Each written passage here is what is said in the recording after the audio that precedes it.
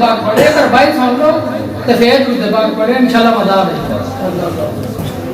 महफिल पाक मिलाद दी सुनन वाले हो, महफिल पाक वाले हो, मामले उत्ते हुण दोज़ हराम लिख लो।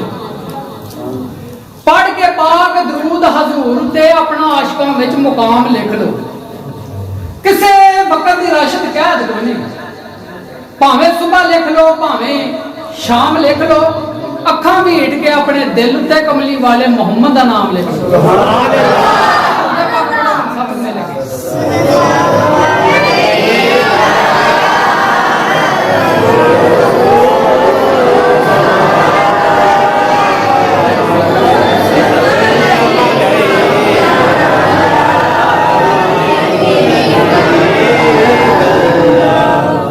एक सूफी बुजुर्ग शायर गुजरे ने, मोहम्मद शफी चिश्ती सरकार रहमतुल्लाह, बड़े बड़े शायर सन। एक बहुत प्यारी उन्होंने गल लिखी, उन्होंने उस गल को मैं शुरू करन लगा अपनी हाजरी। इंशाल्लाह मजा आएगा, समझ भी आएगी, और मैं ज़्यादा तेज नहीं पढ़न लग जाऊँ कि मुझे समझ नहीं आती, आराम सुकून नाल पढ़ांगा। जिन्ने चिर की हाजरी लवानी है इंशाल्लाह सही समझ आएगी सब नूं।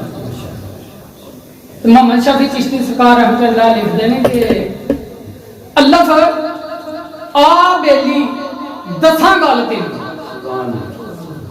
अल्लाह आ बेली दसां गल तेनू सुनी गल मेरी कन धर के, तन मन धन तू मिले सौदा ते दसे मुल फकीरी दा भर के दे।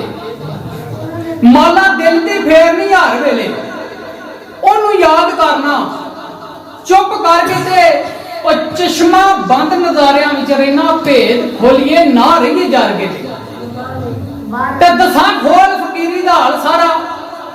आशिक जी पैंदे पहला मर के ते फिर मरे गेड़ा ना कोई मारदा है बाजी जे दले जिन्ना हार के दे। डिठा ऐ समुद्रू राज डूंगा विरले लगदे ने बन्ने तारगे ते मोहम्मद शफी नसीब जी होने चंगे ते अल्लाह वाले ते वधिया रल गए। इस वास्ते गल जेहड़ी है ध्यान नाल सुननी है, इस नाल सुनन दा भी मजा आउंदा ते सुनाउण दा भी, क्योंकि गल करन दा तां ही लुत्फ आउंदा, गल करन दा तां ही लुत्फ आउंदा जे गल दी जान पछाण होवे। उनस इंस भी अंदरों जागदी है जे दिलों इंसान इंसान